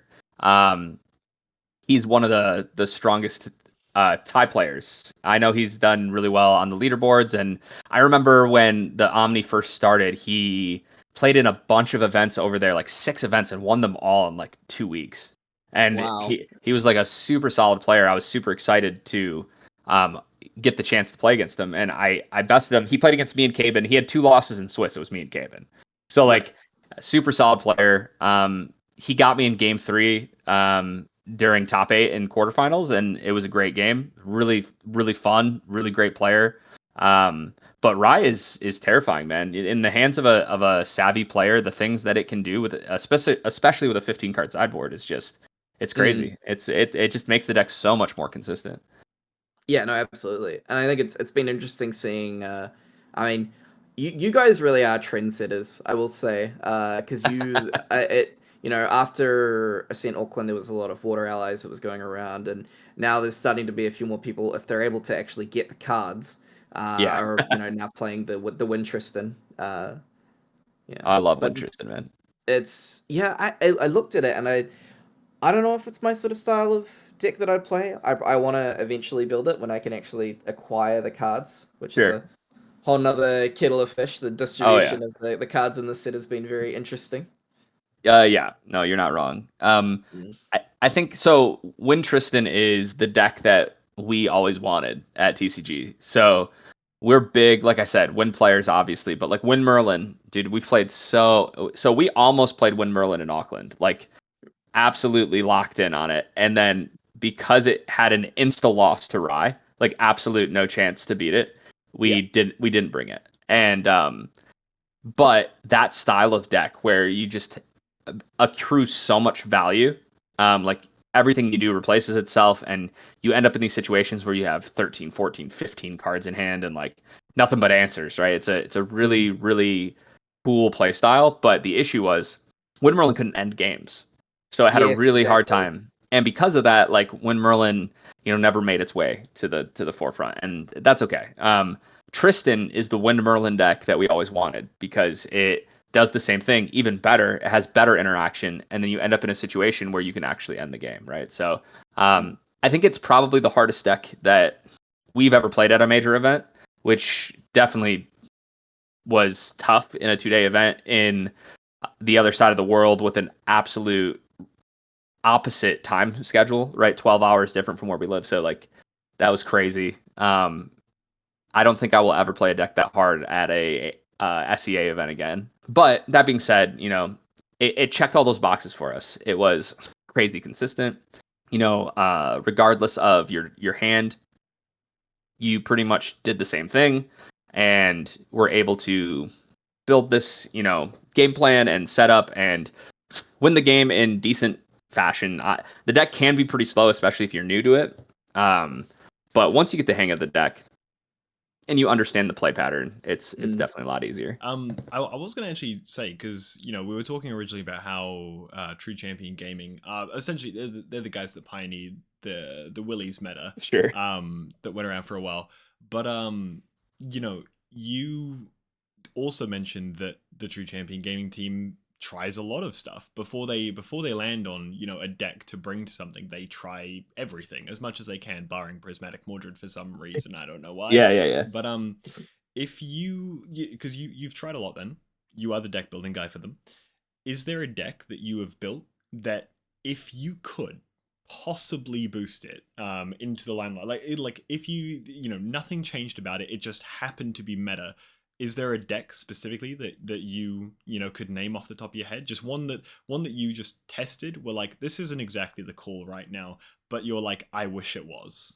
Man, so Isaac builds a lot of decks too, and he comes up with a lot of really cool ideas that tend to be just like so close to being there, but it's just like a card or two away from being like an absolute meta deck.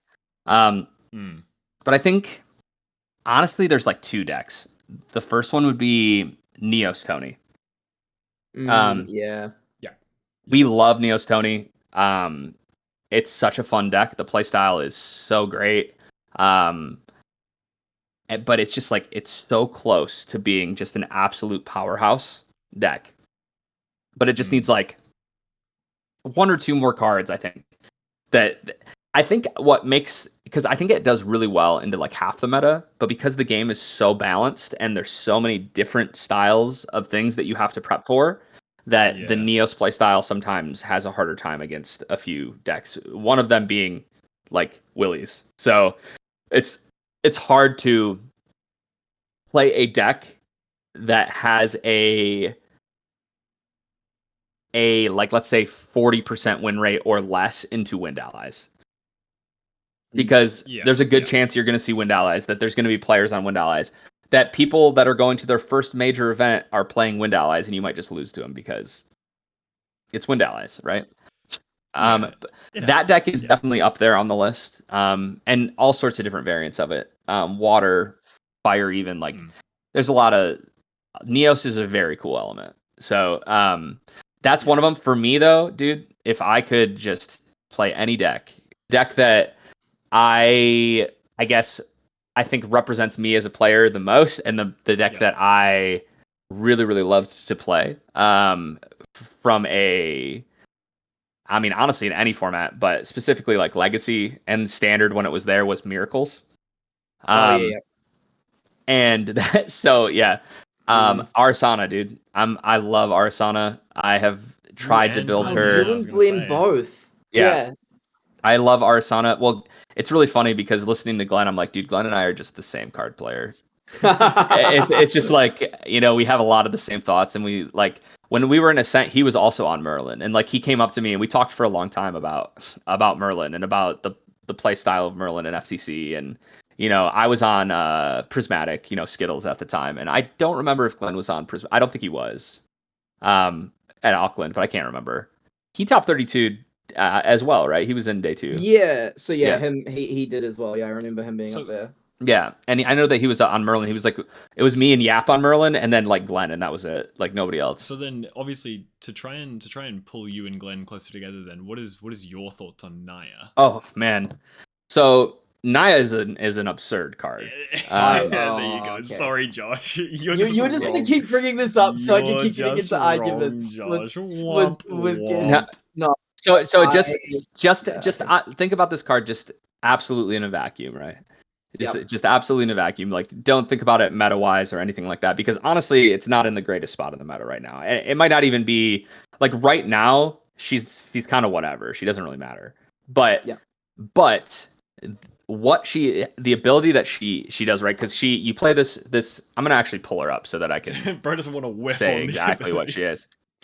No, I just want to make sure that I say the right numbers and everything like that. Well, while you get that up, I'm just gonna also point out the fact that if you like I offer you the same deal as Glenn. You prove me wrong by playing it into me and beating me with it, and it having a meaningful impact on the game. I will be upset, and then I will start playing it, and I'll still be mad about it, and I'll flip the table. And if you're in the way, that's your own fault. Josh threatens violence against people. What the fuck is this guy's problem? Like, actually a menace in the GA hall. Dude, he hasn't had his mud water yet, dude. Bro, hasn't got out to the spring yet. It's my evening mud water. I need it. Yeah. So she's a 2/2 for 3. Obviously not great. This is the hard part, right? Because she's a slower water card in Mage. So like we haven't had like a very successful like low mid-range control water deck, or even like a combo control water deck yet. Like Lime played Water Eye at Team Ascent, like Ascent Worlds, and that was cool. But we haven't had a ton of it. Killadis is like one of the best water players in the world. He plays so many different water decks. Bailey, he plays a lot. Valkyrie, like these are a lot of water players that like really do push the envelope with water decks and haven't been able to really get those big results yet. But their decks are really powerful. They do a lot of powerful stuff. And this card, that's exactly what she is, right? She's this 2/2. On enter, reveal the top 3 cards from your deck, banish one of those cards, and put the rest into your graveyard. So she is a 2/2 for 3 that is able to get you up to 3 cards back, right? Because you get to one of those cards you can banish and you can activate as long as you control it. So she replaces herself in theory, right? Like whatever it is, whatever mage card you banish. Like cool, it's replaced itself with an asterisk, but exactly. It is, it is an asterisk, exactly. But depending on the point of the game and everything else, it basically replaces itself. And then at the same time, you get to do a little bit of self-mill, right? And so in these water decks that play a lot of floating memory and everything like that, if you're able to live the dream and like hit a very relevant spell card with her and also put 2 floating in the yard, that's absurd, right? Obviously, that's a very, very powerful play for 3. Now, I don't think right this second she has a great place in the meta. I think that there will be a deck and probably this season, honestly, that utilizes her and that she feels absolutely busted in. But for me personally, it's tough because the self-mill archetype, just in general, is not great, in my opinion.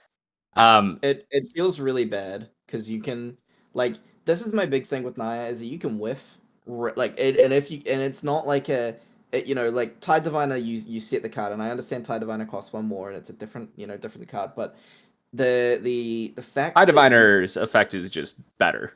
But yeah, continue. exactly. Yeah, I mean, you could. The thing is, like, it's a spell card, correct? And just make Yeah. sure I don't have it in front of me, but yeah. So there is a chance. I mean, you obviously if you play Naya in your deck, you build it in a way that you're not going to whiff on this. That's the Right. way that Right. you want this to work. Is that it's not gonna that you're not gonna whiff on it. Yeah, you can't Um, play her in a deck that you think she might whiff. I think no, that's really bad. Yeah. yeah, exactly. So you want to have a lot of floating, and you want to have a lot of spells.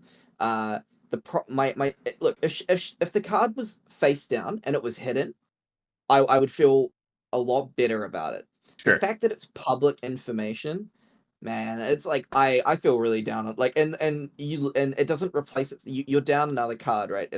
If she dies and you don't get to use the spell, you're down that card because it's only while she's on the field. Right. No, Uh, you're absolutely right, and that's why I think like High Diviner. So the big difference, obviously, the 2/2 body is a lot better than the 1/1 body, obviously, yeah, but absolutely. that's not the thing that matters. I think the big thing that matters with this is the 3 cost, right, in comparison to the Tide Diviner. And I do agree with that. Yeah, the 3 cost is so much more relevant. yeah, agreed. And like I said, I think that this card, but like that is the big thing, that public knowledge on the card. Being somebody who already plays a lot of Tristan and Shadow Reaver, it is crazy powerful for me to take the top 4 cards of your deck. And now not only do you have to play around what I have in my deck and what you think I'm playing, you also have to play around the cards in your deck that I could have potentially hit. Yeah. And that alone, I think, is crazy powerful. So the fact that this is public knowledge definitely is a big downfall. I mean, Tide Diviner puts a card in your hand, they have no idea what it is. So like that the battle for information is very important in this game, in my opinion. I think that to play at the, like, if you're able to understand what cards are in your opponent's hand, like for instance, right now Sylvie's obviously huge, right? And so like you get the Stone Scale Band into the Gaia's Blessing, and then they're playing with the top of their deck revealed. So and they have no cards in hand probably, right? Maybe like 2 or 3 or something. But now you know every card that is in their hand basically for the rest of the game. So like that knowledge is huge when trying to beat Sylvie. And like so that's the first deck where we really see it, I think, a lot. I guess maybe like Advent Rye, like you have a good idea what's in their hand, right? So yeah. But that being said, I think that any information that you can gain, any incremental advantage that you can accrue during a game of Grand Archive is huge in a game that is so skill based. And I don't play a lot of Flesh and Blood. It's a really cool game. I know it's pretty big out in your guys' side of the world. Well, I mean, it was designed in New Zealand, but exactly. Yeah. I played against one of the devs at Ascent. Super nice guy. I've played a little tangent. I did play it a little bit when I came out, but a little too different from Magic for my liking. Sure. Not that I stopped playing Magic more because of the way that Wizards of the Coast went less than the way that I actually the game I still really enjoy. So no, for sure. But for me, Flesh and Blood was just a wee bit too far fetched. No, it's understandable. I haven't played it. I've watched a couple games and not known what was going on because I haven't tried to learn. But definitely can tell that it's very high skill. Yes. Yeah. And also the battle for information. The game that I watched, I couldn't even tell you like the heroes or champions or whatever they're called that were being played. But I know that they went through their entire decks and like set their decks in certain ways to draw like at a certain time. It was crazy. It was a very high level game. But that being said, like that battle for information and understanding like where stuff's getting set and everything is so important in these like high skill games. And I consider GA a very high skill game. So to answer your, I guess with Naya, like I said, I think that her effect's very powerful. I just don't know if it is good enough right now. Now we have to remember, right? The thing is, this is a casual player talking now, guys. So listen, okay? But we've got the new set coming out soon, right? Like A and B's coming out, and the 2 new classes. We've got soon, whatever. It's almost like the end of the year. It's gonna be over in a second. Watch a Subway Surfers video; it'll be right there. But the thing is, we've got John X here coming out on one side of it, bringing a bunch of warrior support. But then we've got Kongwin coming in with Water Mage, like Water Terra Mage. Yeah. That also probably means a lot more water spells spells and terror spells and stuff.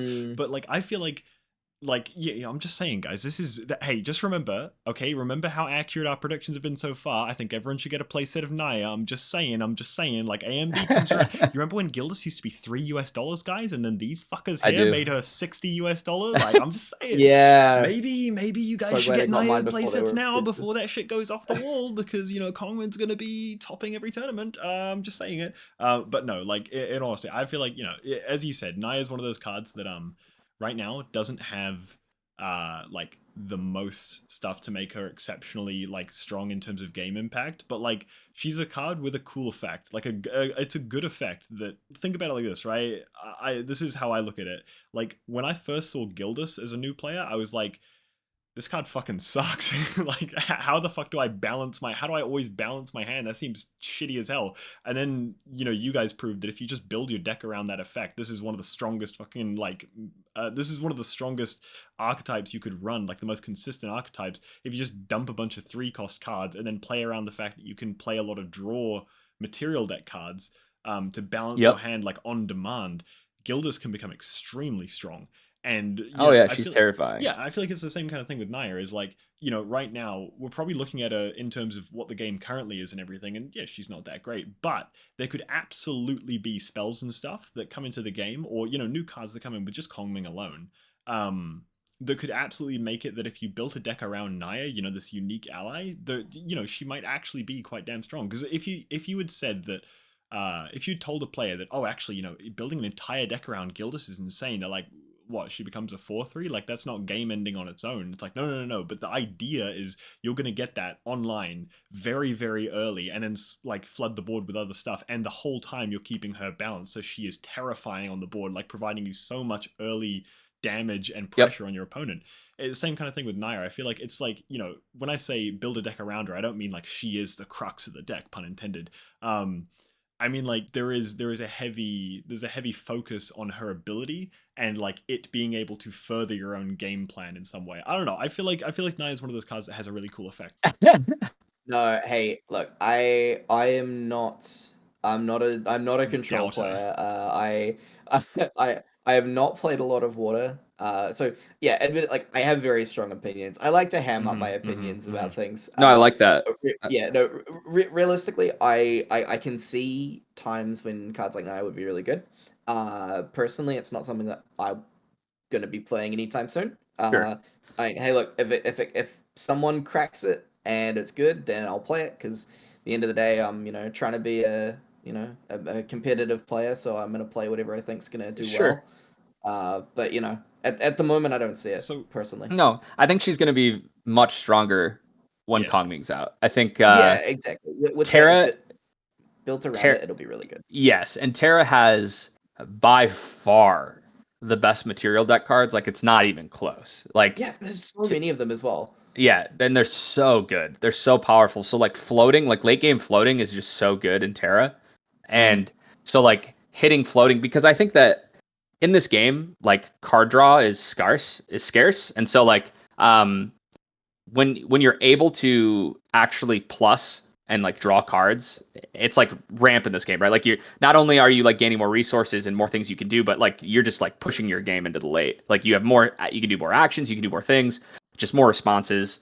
And a card that can plus you, like she can go +2, in theory, is obviously very very strong. We don't have many cards that can do that in the game, so the fact that she can do that is very strong. The question is like, how good is that right now, right? And the answer is it's not that great right now, but it could be 100% if she has the support, if she has the deck, and like you said, like Gildas is Insectile Abomination. It's Delver of Secrets. Like that's exactly what she is. Yeah. And so like playing this little 1/3 that turns into a 4/3 and ends the game, in like 4 turns. Honestly, it's like, it's absurd. So like, Do you, go for it. do you think that this is one that I had to talk to some people about it who came over from Magic because I kind of went through the same sort of process moving from Magic to GA. Is that I think life as a resource in in GA, you have to be way more careful with it. Because in Magic, there are times where you can put yourself super low on life and you can feel way more comfy. In this game, if I'm low on life, I'm scared because there's a lot of stuff that can do damage out of nowhere. In Magic, it can be a lot more telegraphed, I find. There's a lot more options, particularly with allies, right? Sure. The way that attacks happen is very different in Magic, and you can plan a lot more for that. But no, I find in GA that the kind of life as a resource is, yes, it is a resource, but you also have to be a lot more careful with it because the damage gets very exponential in this game very quickly. Sure. No, it definitely does. One of the main things I was going to say to that point is like, in this game, there's no summoning sickness. So like my ally in hand essentially is just like I can treat it like a lightning bolt. This I mean, an Asen could do that amount of damage, but like I can drop an ally and then swing and do that damage on the same turn. So if you're sitting at like 3 life off death in Magic, it's like, am I playing it to red deck? No. I might be safe. I might be able to be safe unless he's got some kind of haste on it. Right. But in this game, and every creature you play can block, right? Exactly. Unless it says it can't block. So like it's a lot easier to protect yourself. Exactly. But yeah, in this game, it's like you could just play an ally and swing, and that's completely fine. And most decks play allies, and most decks have every deck has access to basic element allies and advanced element allies and stuff like that. And now we have new ways to deal quick ping damage. Like Fire always had it. Every deck has ways to ping you, but they also just can drop an ally and do that. And again, as you mentioned, you can't just be like, well, my woodland squirrel will defend me here. Like, no, it's not. Yeah, exactly. Not doing shit. Yeah. No, 100%. I think so everybody knows who knows me and has ever followed like our channel or anything else knows that I'm a huge like assassin fan. I have been since print and play. Like Luxem has always been my class. Like Xander, I loved it. So I think that the most Magic-esque vibe a deck is given, like with that life as a resource specifically, is Luxem Xander. And I think as somebody who played just a ridiculous amount of Luxem Xander last set, that is the deck that really can utilize its life as a resource. And I think that's why it's having a little bit of a harder time this set, and it probably will, is because the decks out there, like, you can't use your life as a resource against Rye. You can't use your life as a resource against Wintristan. Like, that's not a thing, because I'll just one-shot you. So, like, there's a lot more decks now that if you try to play that game plan, they will just go, okay, cool, kill you. And you're like, oh, yeah, I guess I can't do anything. Yep, I'm dead. And so with more decks like that, and like we'll see, with bans and everything else where everything's 6-2, but until with everything having haste, everything having a way to do damage, it is very hard to cards like Chalice, for instance, like Luxem Xander abuses Chalice of Blood, like unlike any deck ever. Like I can't tell you how many times I Juggle Knives or Light Weavers myself in the face to draw 2 cards and then heal, and then just like it's absurd, right? Like that card in that deck really can use its life as a resource, but other decks can't because they don't have the way to heal passively like Luxem does. And so, like you said, you're always on this kind of like your last leg. You're always in the situation where you're like, oh man, if they just play that Asen Protector and a Lightning Bolt me for 3, like I'm dead kind of deal, right? So a lot harder to defend yourself. To that point, we just started talking about a few specific Magic cards, and we did get onto this whole topic from Naya, who came off at the top. I'm just rewinding for everyone, for the viewers, so we know how we got here. So we went from Naya, from the fact that you wish Arasana was a solid playable list and stuff, and water. We were chatting about water with this kind of stuff, and Glenn. But like, to that note, then a deck, the Arasana isn't great right now. Not. I mean, she's got new stuff, but she's still not gonna like compete with a Wintristan currently. I don't know that. Maybe, I don't know. Maybe yeah. She just can't end. Just can't end the game. That's her big issue. Like it's the same thing with Wind Merlin. Like you have a ton of powerful stuff you can do. You can answer so many situations. Some of the cards are just like some of the strongest cards in the game are in your archetype, but you just can't end the game. Yeah, and that's the issue. that perfectly leads on to my next question then, which is I was just going to ask, if you could make a hypothetical card that would get added to the game in its current state, like if they could make a Proxy's Vault card that would release tomorrow, what would you want to see? Like, what would the effect be? What would the element be? Like Oh cost man. and stuff? Would it be material deck? Like, what would you want to see added to the game in its current state right now? Expropriate. Man. Yeah, geez. Oh yeah, yeah. True that, dude. Um, dude. So it would definitely be an Arsonic card, 100%. Mhm. That's a no-brainer for me. I think a card that would really help push them into like the forefront would be a material deck card like Sensei's Dividing Top that could protect itself. Oh, Oh, okay. yeah. So like that Regalia hate, if they tried to kill it, you're just like, cool, like stack it and maybe it has preserve or something, like it doesn't affect and it goes back into your material deck. And so it's this because like having a glimpse effect that you can use every turn and then protect itself would be like super powerful for that deck. I don't know if that alone would push it into the forefront, but like that kind of card I think would definitely help them. And that I want it to be a material deck card with so much Regalia hate though. Like I said, I don't think unless it can protect itself, like top kind of can, then maybe that would be it. But the big thing that it needs on top of that is just a like very streamlined way to end the game. And I don't know exactly what that is. I like Cosmic Bolt, isn't it? yeah, like Cosmic Bolt's great. Like don't get me wrong, it's a really It's cool a good card. card.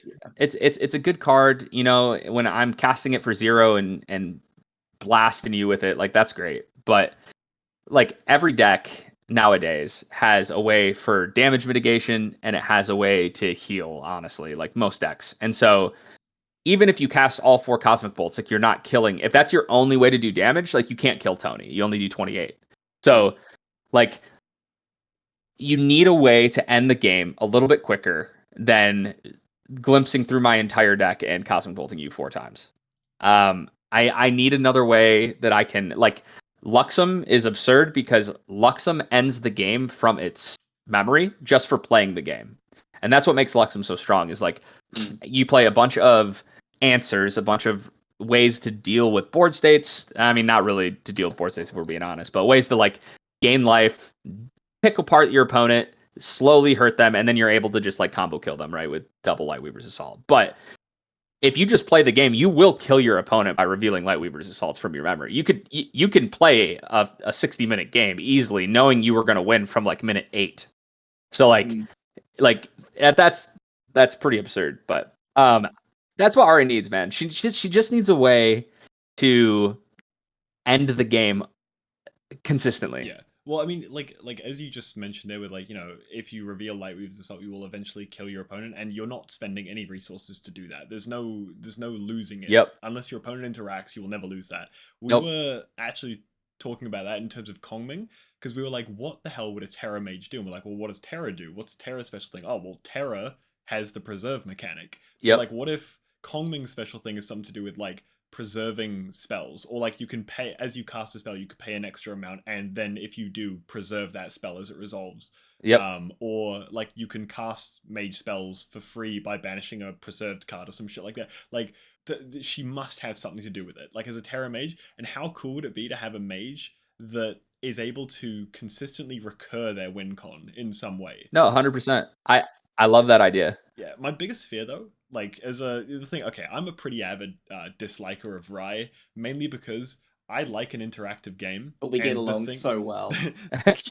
The thing is, like from playing the game, in the Dunedin locals, that's where I started playing. And most people there played Rye. Like most people that showed up weekly were Rye players. So all I usually sat down across from was Ryes, and it just like you sit there, you're playing your game. It does not even feel like you're playing against an opponent. It just feels like they're playing with themselves until eventually they'll say, "Cool, fireball for game," and you're like, "Wow, fuck!" Like it eventually will come and OTK you, and then like that kind of combo deck exists in most every TCG. I feel it's just a very solid archetype. What I want in terms of Kongming is I want a mage that does not lead into that playstyle. I want a mage that feels different, because then I feel like if she's too similar to the Rai mage gameplay, she gets the Arasana treatment, which, you know, most people have asked about Arasana. They're just like, well, she's just a worse Rai. Currently, Like, yeah, 100%. Yeah. and there's the thing, I don't want Kongming to end up like that, because then I feel like she's just, you know, she's dead on arrival. Yeah. Especially if her own effect is, you know, something very, like, you know what, if you're gonna give her any effect similar to Rai, give her a better one. Say she gets +2 level for every Terra card in her banishment, Woo! some shit. Like, just, I don't know. Yeah, dude. Give a Terra Blast. yeah, It does no, 12 with yeah. efficiency, and it does 12 damage to target champion. Terra conversion. Bring all cards back to your hand and draw a card for each one put back in your hand. Just make it better, right? Easy, dude. Yeah, I don't know. Like, there's 2 ways I wanted to see it. The other way was, I was kind of thinking, like, you know, Kongming, we're kind of going like Three Kingdoms aesthetic for this, like fantasy style Three Kingdoms. Sure. I would just love to see, like, fuck it, why not? Kongming is just a summoner mage that just makes a terracotta army. Like, Sure. she just summons a bunch of golem constructs, because we have Artificer's Opus. We literally have constructs in Terra already in the game. Like, why not just add more? Why don't I just do that? I don't know. It's super cool to see how varied the game is in terms of what you can build, how you can build it and stuff.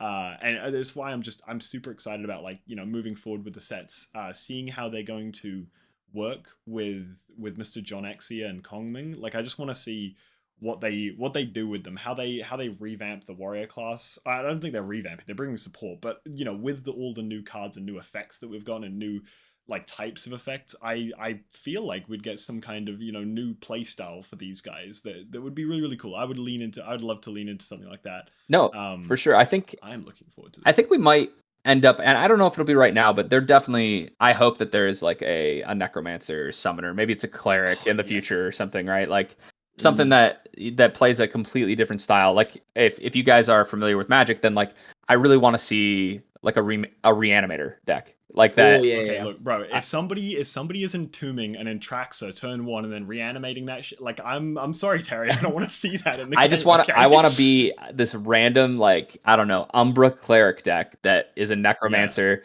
that plays four crawl in my deck, and I put crawl into the yard and then just bring them back. You know what I mean? Like, I think that would be really cool. That's the kind of deck I'd love to see. Like, that's not in the game right now. I love Reanimator, dude. I played back in like M10, like Solar Flare, like Sun Titans and Phantasmal Images. So you like, you know, you reanimate a Sun Titan that brings back a Phantasmal, that brings back a Phantasmal, that brings back a Phantasmal, and then you have 4 Sun Titans on the board.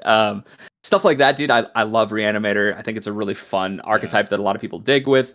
But one thing I wanted to say about Kongming, kind of to go off of that also, is I really love your thought process of preserve. I'd love to see it kind of lean more into that, where it has cards that say something along the lines, like it does something, like let's say it has like a lightning bolt card that, you know, costs whatever and it does 2 damage, let's say, so a shock, not a lightning bolt. But then it has a second text, a second clause that says, if this card was in your material deck, or like came from your material deck, do 6 damage instead. And then like so that when you preserve it, the next time you utilize it, it actually is buffed.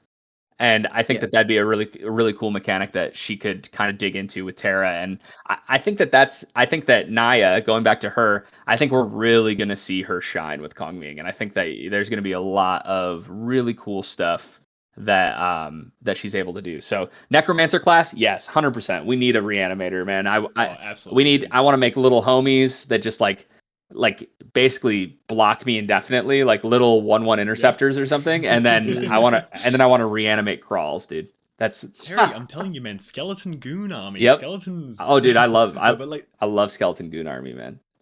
But this is I'm using that as the clip in the beginning, bro. I love Skeleton Goon Army. Yeah.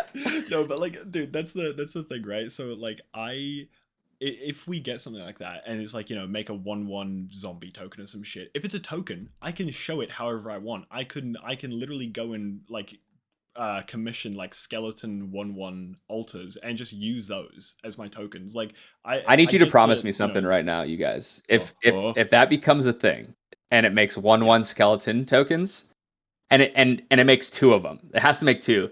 I need you two to commission a skeleton each of you. That's the one that's Josh and one that's Richard. And you have to send those to me Yeah. because I'm gonna play those till the Oh end my of God, time, hell dude. yeah. I'm gonna play. All right. Holy. Wow, Dude, I know that. Okay, alright. you know what? I really hope that one of the devs. I feel like the thing is, right? Sile is a lurker. He is everywhere. He will hit, like, if you're just yarning about random stuff in the Discord, he'll be there. I really hope that he's Ildar's secretly probably listens in to the this podcast and podcast right he's now, dude. He's Yeah. actually, yeah, like he's just sneaking the darkness. He just doesn't talk a few times. He's just listening to our stuff. We've got to be careful what we say. But yeah, no, honestly, like if we can get a token, like a necromancer token, even something like, you know, if it's like beginning of recollection, target an ally card in a graveyard, banish it, create a 1/1 skeleton token or some shit like that, or just like, you know, create a copy of that card except it's a zombie in addition to other types or some shit like that. Yeah, just yeah. something cool that does stuff like that. It just I want to. Okay, I also just really want it to be tokens because I'm scared that it just wouldn't be a skeleton. In my mind, I'm like, okay, let's see how GA has made the art of a lot of this stuff. It's probably gonna be some random like big titty girl that is green skinned and has like painted on stitches, and it's going to say it's a zombie. Yeah. And that is going to be the zombie token. And I'm like, nah! Yeah. Well, Like I remember when I heard about the automata drones and we saw all the Neos oh art my for it, god, like he did not summon stop going sentinels on and about assemble this. the ancients. Bro, I was so sad. I saw like assemble the ancients, I saw summon sentinels, I saw sentinel fabricator, and all of them make automata drone tokens, and they all show these robotic knights being created. And then we saw the automata drone. I'm like, what is this? Waifu This is drones, not bro. what I was. Yeah, I was like, nah! you gotta cater to the market that this game has. Boobas, dude, everywhere. Yeah. I don't listen, bro. I just give me skeletons with boobas. I don't care as long as they're skeletons. I don't know how you're gonna do it, but just yeah, please, I oh definitely God. at TCG we're definitely not big on the whole like waifu lewd art. Yeah. Yeah. We're kind of the same here. Like our whole team is. We're not. I can't speak for everyone fully, but I think at least Richard and I like. I mean, I couldn't really give two shits to be honest. Yeah. The gameplay's really The good, and that's what I do it for. Yeah, for sure. The gameplay is great. I love playing Grand Archive. The thing is, the art is extremely polarizing. When you show a new player this game, they will see cards like Forge Light Shield Maiden, and they'll be like, like they'll either be super into the game and they're like, oh my god, anime girl, fuck yeah, I'm jumping in that shit, or they're like, this is kind of a little bit much. Yeah, they see and they'll not Morgan. play. They see Exactly. Yeah, they just see these cards and they're like, whoa, Nico. oh my gosh, subjugated Lash. Yeah. Oh god, dude, the flavor text of that as well. Holy shit! Like it is difficult to sell this game to people sometimes. But like the thing is, I'm just hoping that they move more towards, you know, turning it, just keep it as an anime TCG. Like, you know, every now and then there's going to be a lewd girl in anime. It's just Yeah. how that's It's just how anime, it is. dude. Yeah. Yeah. But like I would prefer if that's not like, if that's, you know, if it's not the rule but rather the exception, that we get that. Yeah. Like I would like to get more, you know, like Esteem Knights, Banner Knights, stuff like that. Just like Windrider Vanguard, stuff like that. You know, they're just cool art cards that just have people in the specific aesthetic they're in, like, you know, knights wearing like, you know, full plate armor and stuff like that. It's solid, looks good, love it.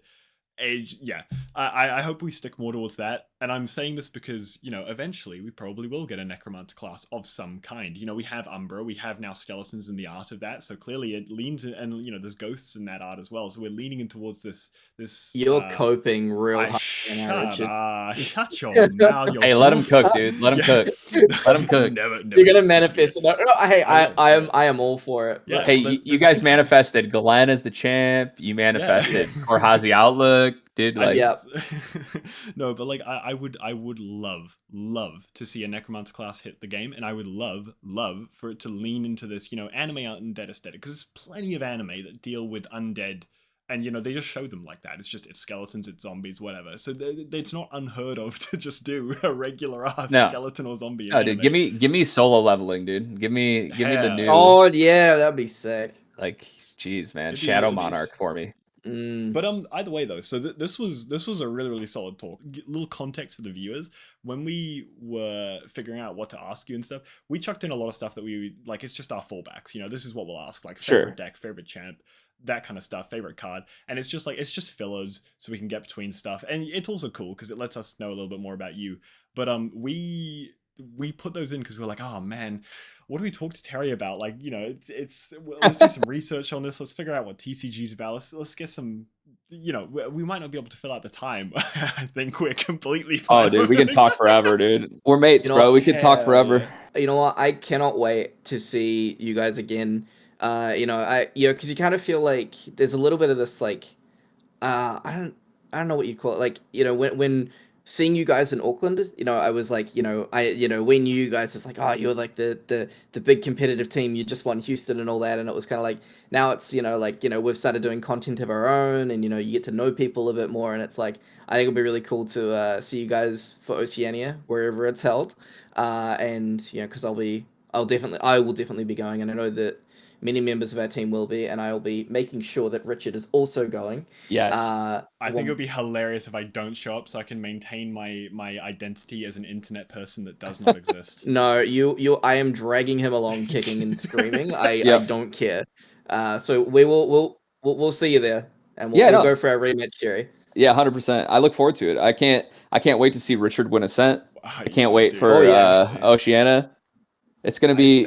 I said if an Ascent comes around and I go to it, I would show up in cosplay. So like, I'm just saying, I think that would be insanely fun and funny. But honestly, thank you so much for coming on. Cheers for taking the time out of your day, including waking up to be on a 6 a.m. podcast with us. Time zones are weird, dude. I love that. But yeah, time zones are weird, man. You guys are in the future. Yeah, it doesn't get better. It doesn't get better. I promise you. It's not looking bright. Yeah, third world country. Yeah, I mean, I live in America. That makes sense. Yeah. So. Anyway, thank you so much for coming on, bro. No, you have a great time, dude. Seriously, no, thank you for having me. I can't thank you guys enough. I love the podcast. I listen to it, and it really has been a great time. Thanks for being so inviting and for just being fun, man. Seriously, this is the kind of content that. I want more of. I'd love to be a part of it. So I would love to hopefully set up some more stuff in the future. We'd love to have you on, bro. I think I speak for Josh and myself and the other 5 teammates that nobody knows about. Hee hee.